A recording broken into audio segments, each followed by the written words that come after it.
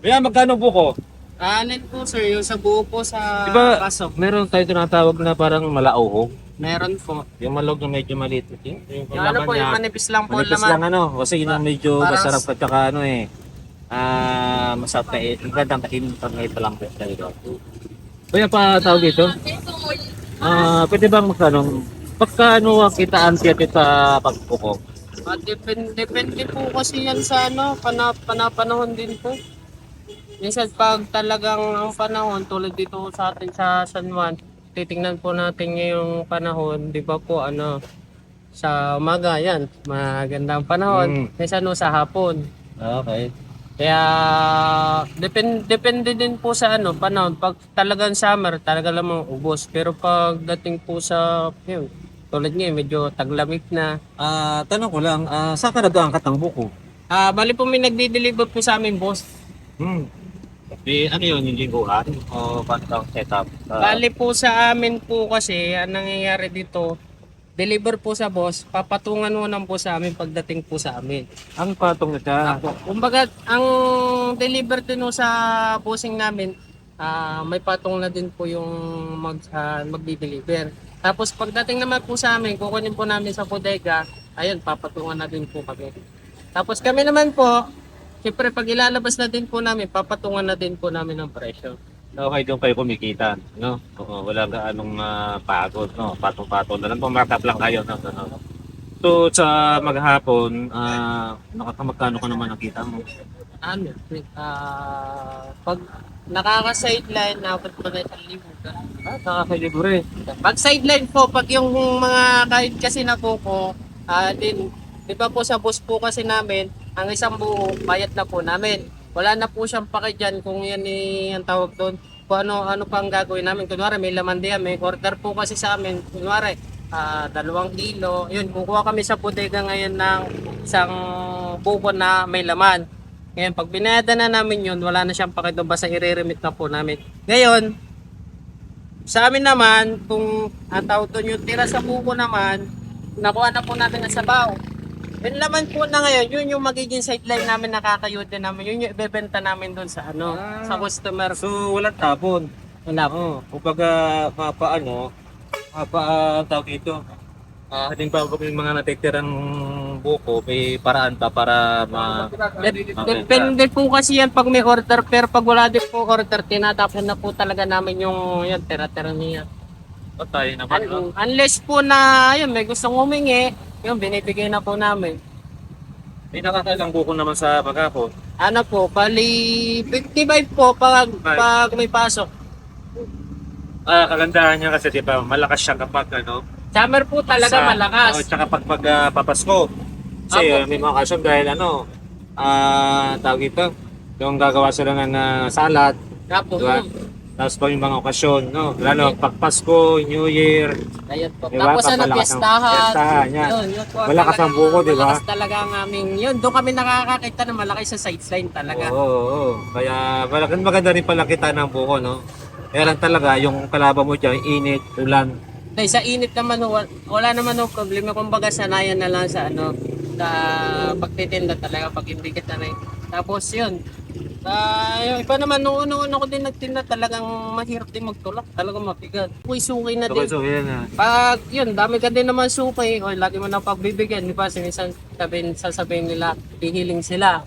Piting pahiling, yun, minsan na yung ano. Anong pahiling? Pagkari po sa palamig, Oo. naubos na po nila. Kaya ang mangyayari po, sasabihin naman ng customer, pahiling.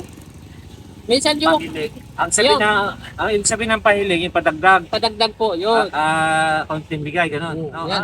Pahiling. Tapos yun, pag nagtagal naman, syempre yung mga, syempre, pag titinda din naman, kailangan mo nagulap-gulain yung mga customer mo, di ba? Okay. Para magiging suki mo din naman yung mga yan. Doon na dami yung customer. Kumbaga, ano, kanya-kanyang discard ko paano mo masuki yung isang. Kaya ayos ka lang, no? Tapos ano rin, magandang kitaan.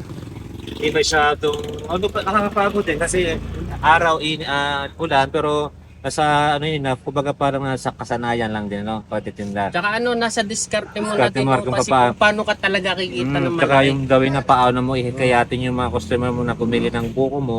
Pag halimbawa, like ako, magtitinda, Buko dyan. Masarap yung buko ko.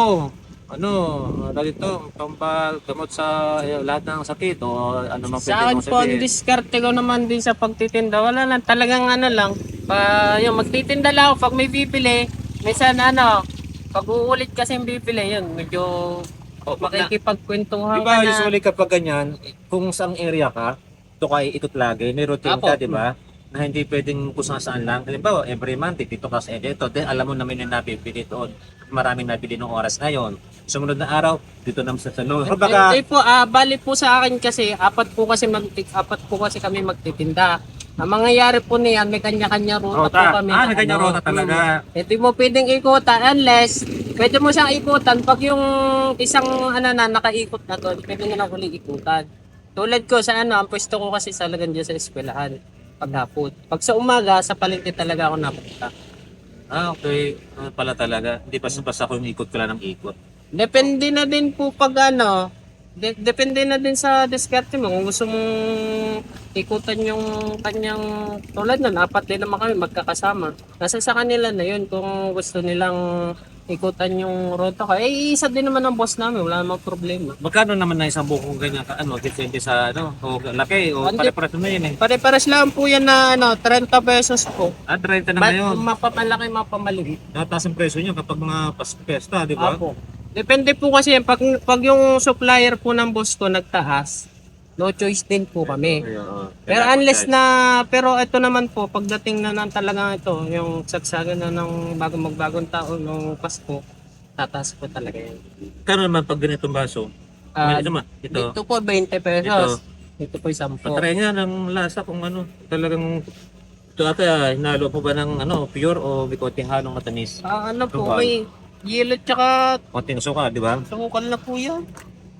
Tingnan natin. Ngayon, mga kabunso, yan.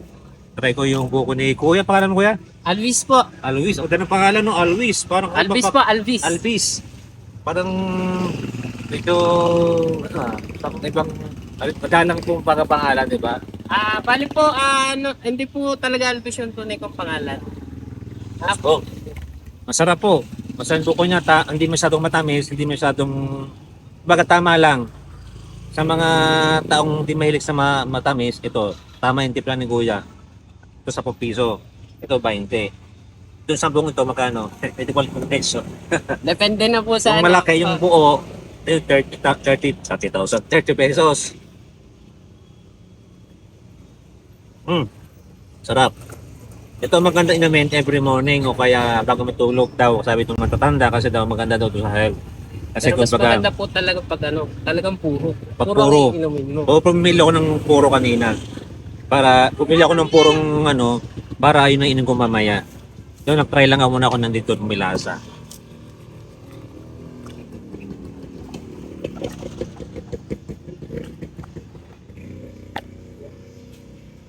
Nalang po ate. Grab. So, 10 piso to. Apo. 10 piso. 10 piso to. Hindi po humiling. Pinta palang humiling. Mga kapunso, yung hiling, yung palang humiling, ang tawag dito sa amin sa Batangas kasi hiling, yung mag-request ng dagdag ng konting ganito, ganun. Sa ibang lugar hindi alam yung pahiling. Yung sa Batangas kung sa'yo, uso yung pahiling. Kasi, patagdag pa request, ganun. O to, pahiling uli ako ito. So, 10 piso yan. Babayaran ka ito ng 10 piso. Pero, keep the change na lang. Ito, 500. Hindi nga sir. Oh. Ayaw niya oh. Ayaw niyang tanggapin. Kaya tinamugay ko na lang. O dito na lang. Hindi, joke lang. Ito, Sanay na ano. tagtag mo to sa ano mo, sa puhunan mo. Yan. Binigyan mo naman ako ng hiling. Ito, bibigyan ka ng 500. Yan. Yan na yan. Basta, ano lang, pagputihin mo yung pagtitinda mo, at ngayon magpapasko. Ano yan? Tsaka ano po yan, bago din po ako nagtinda kasi sa Christian din po. Gustuhan ka? Apo. Anong church mo? Father's house po. Okay. Bali ano po, bago ika nga po, bagong Matthew 6:33, di ba sabi po doon na seek ye first the kingdom of God Wow. and His righteousness. So bago po ako magtitinda, dumadaan po muna ako ng church po namin para manalangin. pinapray ko po yung yung mga kasama ko. Hindi lang po para sa sarili ko, kundi yung mga kasama ko tapos yung ibang mga tao. Yun. Alam mo ba, ako, Christian din ako. Ano ako, GIL sa likod. So, natuwa naman kasi ako pag nakaka-encounter ako ng kapwa Christian. Lalo na, alam mo ba, sa buhay nating Kristiyano, namumuo sa ating isipan ang lagi yung pagtatyaga, pagmamahal, una sa Panginoon, pamilya, o sambayanan, o kapwa natin mga Pilipino, o kapwa natin Christian, na lagi nasisip natin yung mapagbigay, pagtulong, mapagbigay, mapagpatawad, at tayong tipong tao na laging mahabang pasensya. Di ba? Alam mo ba, tutuwa ako kasi naka-encounter na naman akong tulog natin isang katulad mo. So, pinipray ko na sana maging successful lagi yung ginagawa mo sa buhay, yung pag-business mo sa business na maging marami pang pumili, marami na mga customer, at lagi kang sold out lahat ang bili mo maghapon. Alam mo, pag mabuting tao ka at hindi gumagawa ng maganda dito sa lupa, ang Lord ang magbibigay ng reward sa iyo. Bale, Diba? ako din naman no, kasi ginagamit din naman no ako sa pag-fit. Ginagamit din po ako sa paggamon sa pagbibigay. Ang dami kong tulad niyan, di ba sabi ko sa akin pagtitinda. Yan, pag inuuna mo talaga si Lord, meron talagang blessings. Kasi bagong-bago ka naman talaga, tawag nito, bago ka naman talaga lumabas, kailangan mo muna na si Lord. Pag-pray mo yung protection. Unang-una yun. Kasi hindi mo alam kung ano mangyayari sa iyo. Nakaka-relate ako dyan, no? Bakit? Ako si every matulog ng gabi, pray. Salamat. Dad. Pagising, bago ako mag-breakfast, pray. Salamat sa bagong morning. Every time, kinakausap ko ang Lord. Kahit nasa Manlan man ako pumupuntang lugar, lagi ako nagpiprelay ko siya kinakausap. Kung iniisip ko na Kasi tato sabi siya, nila, kasama ko siya, ganon. God is everywhere naman talaga. Kaya malaking baga ang Panginoon talaga pag tsaka ano siya, alam niya kung paano pangangailangan ng ating mga Hindi naman ang tawag doon, hindi naman minsan dinidinig naman talaga ni Lord yung ating mga prayer. Kailan naman kasi minsan nasa process pa rin talaga ni Lord. totoo yun. Kasi Hindi basta-basta pag hindi- nag-pray ka ngayon, bukas andyan na yung nihiling mo. Hindi. Process yun. Saka minsan tinitingnan naman ni Lord kung dapat ba sa yung pinagpipray mo. Kasi yung iba naman na You deserve. mo talaga. Oo. Kasi minsan yung pinagpipray mo na yumaman ka. Hindi ka naman gagawa. Tapos kung titingnan natin yun, daming pray yung magpipray na tatama sila sa loto, ganito, Hindi, ganyan. wala, Pero hindi naman talaga yun ang kalooban nila sa kanilang buhay. Tsaka alam mo ba, kung gusto mo talagang may mangyari maganda sa buhay mo, may kasamang pray, may gawa din. Hindi pwedeng puro pray we walk na by walang faith, gawa. not by Oo. sight. Kasi puro ka pray, tapos wala ka namang ginagawang action. Ayun. So, hindi naman mabibigyan ni yun. Kailangan, grabe pa papaguran mo. Rin sabi nga nila, nasa Diyos ang awa, Nasa sa tao ang gawa. Oo. Ang Lord talaga ang magbibigay sa atin kung ano yung gusto natin pagkaloob sa atin, kung deserve pa tayo na magkaroon ng Kasi ang blessing. totoong blessings naman talaga, yung pinaghirapan mo talaga, Oo. hindi yung on the spot talaga na parang yan. Totoo. Kasi, naniniwala ko sa God is good. Lahat pwede niya ibigay sa atin. Tapos nasa maayos lagi tayo. Susunod tayo lagi sa rules ng Lord kung ano yung mga dapat na kung gano'n tayo kasi Panginoon siya pinagawa ka ngayon natin. Ito gagawin mo, anak ha? Pag gusto mo na dito, ano ba? Kaya sumunod tayo sa atin. Kaunahin lang natin. Lagi tayong uunahin sa lahat ng bagay. At ang doon natin sa lahat ng bagay, tayo naman ang unahin. Kasi doon naman sa verse na yan, meron siya pinangako sa dulo. Oo. Dahil mga kabunso sa bukong ito, may isang tao na si Alvis na napakababuting tao na may regard sa mga paninindigan sa sarili niya bilang Christian. Talagang itong tao na ito ay kalooban ng Panginoon sa kanyang mangingiling sa buhay mabibigay sa kanyang langgad. Hindi pa lang sa ngayon, bukas sa makalawa kung meron siyang kilig, bibigay pa kanya ito. Basta tsaga-tsaga lang. Kaya itong buko mo ito, yakapin mo, mahalin mo yung pinagkakakitaan ng pera dahil ka rin naman magbibigay sa'yo. Kung pang diba? Tsaka wala namang nagpo-profit natin pangangailangan kundi talaga si Lord. Piso. Ayun. Sige, salamat Alvin at sana ay ingat ka pa lagi sa pagtinda mo at always pray lagi tayo. Yes, God mga bless kabunso, po. salamat ng marami at sa inyong panonood sa aking munting interview dito kay Alvis para Alvis. Alvis, nalilito tuloy ako. Alvis.